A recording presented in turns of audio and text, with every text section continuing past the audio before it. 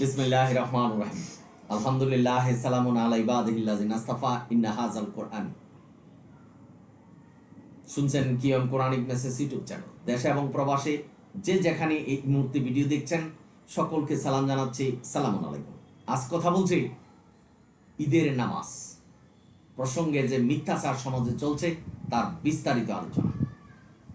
আমি কোনো ব্যক্তি সমাজ গোষ্ঠীকে প্রতিপন্ন করার জন্য এই ভিডিও নয়, কোরআনের সত্যবাণী মানুষের কাছে প্রচার করাই উদ্দেশ্য।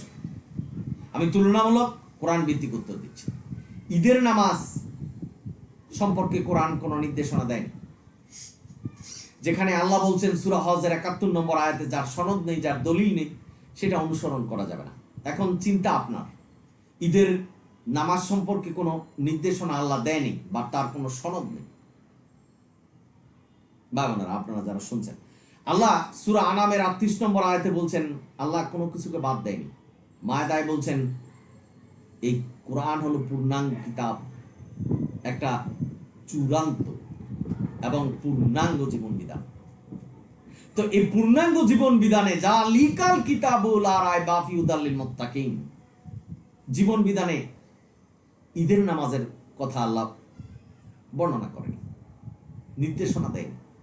তাহলে এই ঈদের নামাজ সম্পর্কে আমাদের মোল্লারা এমন গুরুত্ব দিচ্ছেন, এক রাস্তায় যেতে হবে আর এক রাস্তায় আসতে হবে।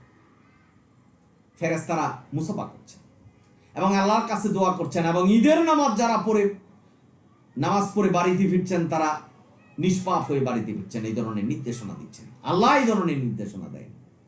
যারা চুরি ডাকাতি করছে, যারা বিচার করছেন, মানুষের সম্পত্তি গ্রাস করলেন, মানুষের অধিকার হরণ করছেন, তারা ঈদের নামাজ পড়লে সবকিছু মাফ হয়ে গেল।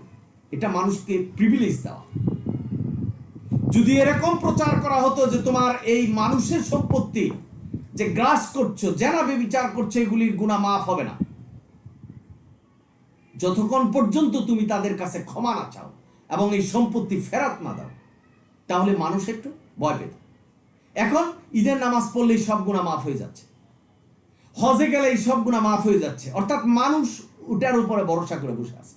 অথচ আল্লাহ কোরআনে বলছেন যে তোমার ভুলের জন্য, যেটা আল্লাহ সম্পর্কিত পাপ, তার জন্য ক্ষমা চাও, আমি ক্ষমা করব। কিন্তু মানুষের যেগুলি করছো সেগুলি মানুষের ফেরত দাও, যেগুলি হরণ করেছে, তারপরে আল্লাহর কাছে ক্ষমা চাও। বাবা, এই ঈদের জামাত সম্পর্কে এই ধরনের মন্তব্য মোল্লারা করছেন। এবার আসুন, আল্লাহ কোরআনে বলছেন ১০৩ নম্বর আয়াতে সূরা ইমরান যে আল্লাহর রজ্জু শক্ত করে ধরো, অর্থাৎ কোরআনই মানো। রজ্জু মানে কোরআন। বলছেন নবী রাসূলরা বলে গেছেন যে কোরআনই মানো, অর্থাৎ যেই নবীর কাছে যে কিতাব এসেছে, আল্লাহর ওহী এসেছে, ওটাই মানো। নবী বলছেন যে আমি আল্লাহকে সাক্ষী রেখে বলছি, আমার কাছে যা ওহী আসে সেটাই তোমাদের কাছে প্রচার করি, এই কোরআনই মানো। বাবারা তা মানছেন না, বিভাজিত হচ্ছেন। আল্লাহ সূরা ইমরানের ১০৫ নম্বর আয়াতে বলছেন যারা বিভাজিত হবে তাদের কঠোর শাস্তি রয়েছে। এবার আসুন, যে বিভিন্ন মাযহাব, এই যে মাযহাব, তারা কি কোরআনের পথে আছে? এক একজন এক এক মন্তব্য করছেন, এক একভাবে নামাজ, রোজা, হজ, যাকাত, ইবাদত করছেন, কিন্তু আল্লাহ বলছেন কোরআন ধরে রাখতে। একই রকম হবে, সারা দুনিয়ার মানুষ একইভাবে ইবাদত করবে। এবার আসুন, এই ঈদের নামাজ নিয়ে মাযহাব কি বলছেন। সাফি এবং মালিকি মাযহাব বলছেন ঈদের নামাজ হলো সুন্নতে মুআক্কাদা। এগুলি কিন্তু মানব রচিত হাদিসের কথা, হাদিস থেকে আনা। কারণ এই সাফি, মালিকি, হাম্বলি এগুলি তো এই যে মাযহাব বিভাজন হয়েছে, এটা হাদিসের মাধ্যমে হয়েছে, তারাই করছে। তারা বলছেন যে সাফি এবং মালিকি সুন্নতে মুআক্কাদা, অর্থাৎ এটা মানতে হবে, না মানলে গুনাহগার হবে।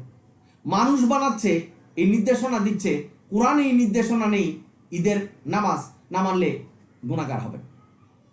আবার সুন্নত হলো নবীর, মানে সুন্নতে মুআক্কাদা, নবী যে আদেশ দিয়ে গেছেন এটার মধ্যে গুরুত্বপূর্ণ সুন্নত, এটা মানতে হবে, নাহলে গুনাহ হবে। অথচ কোরআনে এই ধরনের কোনো নির্দেশনা নেই যে আল্লাহর মতো করে নবীও নির্দেশনা দিবে, বরং বলছে আল্লাহ যে কোরআনই মানতে হবে।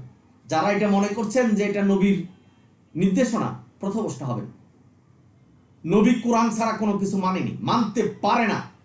যেখানে আল্লাহ নবীকে পাহারা দিতেন যে তিনি কোরআনই মানছেন না কোরআনের বাইরে চলে গেছেন, সূরা আহজাব 56 নম্বর। তো এটা সুন্নতে মুআক্কাদা কি করে হয়, যে অবশ্যই মানতে হবে। এবার আসুন, হাম্বলি মাযহাবে বলছেন এটা ফরজে কিফায়া। ফরজে কিফায়া মানে কিছু সংখ্যক মানুষ ঈদের নামাজ পড়বে, সবারই পড়া হয়ে গেল, আদায় হয়ে গেল। এই ধরনের কোন ইবাদত কি আছে? মোল্লারা এই ইতিকাফ সম্পর্কে বলছেন একজন মানুষ মসজিদে বসবে, সমাজের সবার এটা পালন করা হয়ে গেল। এই ধরনের নির্দেশনা কি কোরআন দিয়েছে? কোন আয়াতে দিয়েছে? ভাই বোনেরা, আপনারা যারা শুনছেন, ফরজে কিফায়া বলছেন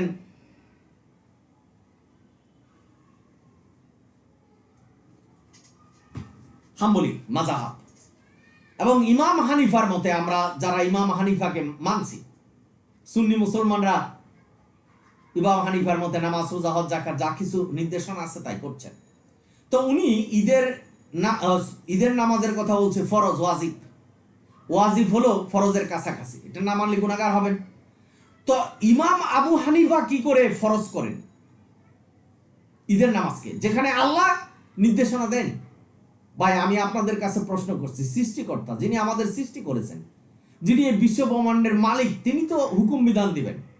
তো এখানে ইমাম হানিফা কি করে হুকুম বিধান দিলেন যে এটা ইমাম হানিফার মতে ঈদের নামাজ হলো ফরজ বা ওয়াজিব, যেটা আমরা ওয়াজিব নামাজ পড়ছি 6 তাকবীরের সাথে? এই নির্দেশনা কোথায়? এখানে দেখেন যে এই 4টা মাযহাব 3 রকমের মন্তব্য করলেন। তো এই যে মন্তব্য করলেন, এটা কি কোরআন বিরোধী না? যেহেতু কোরআন বলছে কোরআনের রজ্জু শক্ত করে ধরো, তোমরা বিভাজিত হও না, তাহলে এই মাযহাব কি বিভাজিত হচ্ছেন না? ভাই বোনেরা, আপনারা যারা শুনছেন, এখন এই বিভিন্ন মাযহাবের নির্দেশনা যদি আমরা মানি, তাহলে আমরা কোরআনের আয়াত সূরা মুমিনুন 34 নম্বর আয়াত যে বলছেন আল্লাহ যে মানুষের আনুগত্য করা যাবে না, তাহলে কি আমরা মানুষের আনুগত্য করছি না?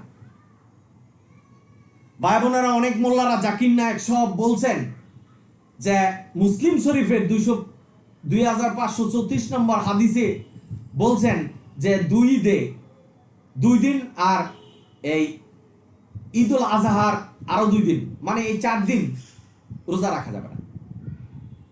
ভাই বোনেরা, আপনারা যারা শুনছেন, ঈদের নামাজের কথা আল্লাহ নির্দেশনায় দেয় নাই, তারা বললেন যে রোজা রাখা যাবে না, অর্থাৎ নফল রোজাও রাখা যাবে না। নফলের নির্দেশনা আল্লাহ দিয়েছেন, কোথায় পাবেন? আপনাদের মনে প্রশ্ন জাগবে। নফলের নির্দেশনা হলো আল্লাহ বলছেন যে তোমার যদি কোনো মুসিবতে থাকো, তোমার যদি বিপদ সামনে থাকে, নামাজে দাঁড়াও। এটা কিন্তু কোনো ওয়াক্তের নামাজে বলেনি। আল্লাহর কাছে চাও, আমার কাছে চাও, তোমার কি প্রয়োজন, নফল নামাজ। ভাই বোনেরা, আপনারা যারা শুনছেন, এবং এমন কথা বলছেন যে নবী নাকি বলে গেছেন যে শুক্রবারে যে জুমার নামাজ, এটা নাকি গরিবের ঈদ, আর যেটা বছরে 2টা হয় এটা হলো বড় ঈদ। ঈদের নামাজের নির্দেশনায় দেয় নাই, নবী নাকি এই কথা বলে গেছেন। এবং এই কথা বলছেন যে নবী বলে গেছেন নাকি, এটা নবীর হাদিস, যে শুক্রবারে যদি ঈদের নামাজ হয়, সকালবেলা ঈদের নামাজ পড়বে, দুপুরে আর জুমার নামাজ পড়তে হবে না, মাজাল্লাহ বলতে হবে। জুমার নামাজের জন্য আল্লাহ সূরা নাজিল করেছেন, সূরা জুমা। নারী পুরুষের জন্য জুমার নামাজকে ফরজ করেছেন।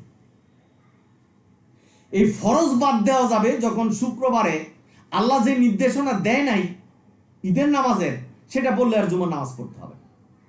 এই যে নির্দেশনা, এটা মানুষকে জাহান্নামের রাস্তায় দাঁড়া করাচ্ছেন না জান্নাতে পাঠাচ্ছেন? বিবেচনাটা ভাই আপনাদের একটু খালি গুরুত্ব দিবেন। যেটা নির্দেশনা দেয় নাই, অর্থাৎ ঈদের নামাজের কথা আল্লাহ নির্দেশনা দেয়নি, আর যেটা নির্দেশনা দিয়েছে সূরা জুমার যে 2 রাকাত নামাজ পড়তে হবে জোহরের নামাজের পরিবর্তে, সবাই মিলে ইয়ামুল জুমা গ্যাদারিং করে, ভুলে গেছেন। ভাই বোনেরা, আপনারা যারা শুনছেন, এমনও আলেম আছে জাকির নায়ক সব বলছে কি যে সূরা কাউসার, ইন্না আতাইনা কাল কাউসার ফাজাল লিরাব্বিকা ওয়ানহার, এটা এই যে নামাজ পড়ার কথা বলছেন এবং কুরবানির কথা বলছেন, অর্থাৎ এটা ঈদুল আজহার নামাজ। ভাই বোনেরা, মিথ্যা প্রচারণা চালাচ্ছেন। এই নামাজের কথা বলছে আকিমুস সালাত, আমরা যে রেগুলার নামাজ পড়ছি, এবং আকিমুস সালাত মানে আল্লাহর হুকুম বিধান পুঙ্খানুপুঙ্খভাবে পালন করার কথা বলছেন। এখানে বলছেন ঈদুল আজহার নামাজের কথা বলছেন, যে নামাজ পড়া কুরবানি দাও। মিথ্যা প্রচারণা করছেন। ভাই বোনেরা, সাবধান হতে হবে। নিজেকে যদি দুজকের আগুন থেকে বাঁচাতে চান, তাহলে কোরআনের নাম ফুরকান, ফুরকান দিয়ে যাচাই করবেন। কে জাকির নায়ক, কে বড় বড় পাগড়িওয়ালা টুপিওয়ালা কি কথা বলছেন, সেটা কোরআন দিয়ে যাচাই করতে হবে, সেটা কি সত্য না মিথ্যা। তো এই যে মাজাহাব, 4টা মাজাহাব 3টা মতবাদ দিচ্ছেন, সেটা তো কোরআন বিরোধী।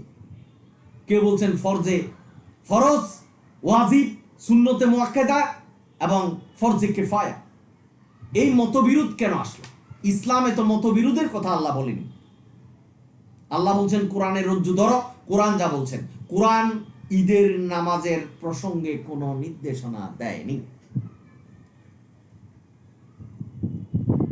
ভাই বোনেরা, আপনারা যারা শুনছেন ঈদের নামাজ পড়ছেন, এখন আপনাদের মনে প্রশ্ন জাগতে পারে যে ঈদের নামাজে দেখেন একামত নেই, মানে নেদা নামাজের জন্য যেটা নেই, আবার মাইক দিয়ে ডাকছেন যে এতটা সময় নামাজ হবে, আপনাদের জন্য অপেক্ষা করা হবে না। তার মানে যে আহ্বান, মানে মাইক দিয়ে ডাকছেন কিন্তু নেদা করবে না। ভাই বোনেরা, আপনারা যারা শুনছেন, এই ঈদের জামাত নিয়ে বিভিন্ন মন্তব্য আছে। মন্তব্য হলো, এই ঈদের জামাতে দেখেন মোল্লাদের জন্য টাকা কালেকশন করা হয়, এটা হলো তাদের একটা ব্যবসা। ইনি ঈদের নামাজ পড়বেন, ইনি যে কোনো জায়গায় পড়তেন, ইমাম সাহেব যিনি হবেন, এবং যারা পিছনে পড়ছেন তারাও পড়তেন, তাহলে এটার বিনিময় কেন? মানে তারা অপেক্ষায় থাকে, 1 বছর আসবে, ওইখানে কাপড় বিছানো হবে, হাজার হাজার টাকা তারা ওইখান থেকে ইনকাম করবে, ব্যবসা। ভাই বোনেরা, আপনারা যারা শুনছেন, আমি আপনাদেরকে নিরুৎসাহিত করে নিয়ে যে ঈদের নামাজ পড়বেন না। ঈদের নামাজ অবশ্যই পড়বেন, পড়তে পারবেন, নফল নামাজ যে কোনো সময় পড়তে পারবেন। এখন ঈদের নামাজ যদি আপনি 6 তাকবীরে পড়েন, এটা ফরজ করে পড়েন, বা ওয়াজিব বলে পড়েন, সুন্নতে মুআক্কাদা বলে পড়েন, বা ফরজে কিফায়া বলে পড়েন, তাহলে আল্লাহর নির্দেশনা অপেক্ষা করা হবে। আপনি সাধারণভাবে যেই নামাজ পড়েন, সেই দোয়া দরুদ দিয়ে নামাজ আপনি সবাই মিলে পড়তে পারবেন, কোনো অসুবিধা নেই। কিন্তু সম্মিলিত মোনাজাত হবে না। একা একা আপনি মোনাজাত করতে পারবেন, যে কোনো সময় নফল নামাজ পড়তে পারবেন, এই নির্দেশনা আছে। এখন আপনাদের মনে আবারও প্রশ্ন জাগতে পারে যে ঈদের নামাজ না পড়লে গুনাহগার হব কিনা? কেন গুনাহগার হবেন? কারণ আল্লাহ তো ঈদের নামাজ সম্পর্কে নির্দেশনাই দেয়নি। এখন আপনাদের মনে যদি কল্পনা থাকে, মোল্লারা তো বলছেন যে ঈদের নামাজ পড়লে সব গুনাহ মাফ হয়ে যায়। মানুষের সম্পত্তি গ্রাস করলেন, মানুষের অধিকার হরণ করলেন, ঈদের নামাজ পড়লেন, সবকিছু মাফ হয়ে যাবে। এর জন্যই সমাজ আজকে এই অবস্থা।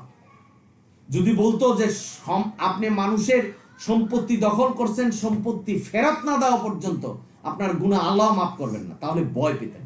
এখন অনেক মানুষ আছে, ঈদের নামাজ তো পড়ছি, সব গুনাহ তো মাফ, হজে গেলাম, সব গুনাহ মাফ হয়ে যাচ্ছে, মানে একটি লেজিনেস চলে আসছে ইবাদতের ক্ষেত্রে, যে হজ করলাম সব গুনাহ মাফ হয়ে যাবে। আমি আপনাদেরকে বলছি, যারা হজ করছেন, যারা ঈদের নামাজ পড়ছেন, যদি মানুষের সম্পত্তি গ্রাস করে থাকেন, আপনার হজও হয়নি, ঈদের নামাজও হবে না, কোনো নামাজই হবে না, কোনো ইবাদতই হবে না। আপনি যদি হালাল রুজি না থাকে, আপনি মানুষের সম্পত্তি গ্রাস করে আপনি নিজে প্রতিষ্ঠা করলেন, ওইখান থেকে উপার্জন আপনি খেলেন, আমি অনেক ভিডিওতে বলছি, ইবাদত হবে না। সুতরাং ভাই বোনেরা, এই ঈদের নামাজ সম্পর্কে কোরআন কোনো নির্দেশনা দেয়নি। সুতরাং এটা আপনি নফল নামাজ হিসাবে পড়তে পারেন, কোনো অসুবিধা নেই। একটা আনন্দ ফুর্তি, সবাই মিলে নামাজ পড়বেন, নফল নামাজ, এটা সমস্যা নয়। আশা করি বুঝতে পেরেছেন যে ঈদের নামাজ কি। বা এটা ফরজ, ফরজে কিফায়া, ওয়াজিব, ফরজ, সুন্নতে মুআক্কাদা, এই ধরনের কিছু নয়। এই ধরনের নির্দেশনা, অর্থাৎ ঈদের নামাজ না পড়লে আপনি গুনাহগার হবেন, এই ধরনের নির্দেশনা কোরআনে নেই। সুতরাং বিবেচনা করার জন্য আজকের ভিডিও আপনাদের কাছে দিলাম, বিবেচনা করবেন। সুতরাং এই ঈদ সম্পর্কে মানুষ অনেক কিছু বলছেন, যেমন জাকির নায়ক সহ অন্য অন্য মোল্লারা বলছেন যে ইন্না আতওয়াইনা কাল কাউসার, এই আয়াতে সালাতের কথা বলছেন, কুরবানি দেওয়ার কথা বলছেন।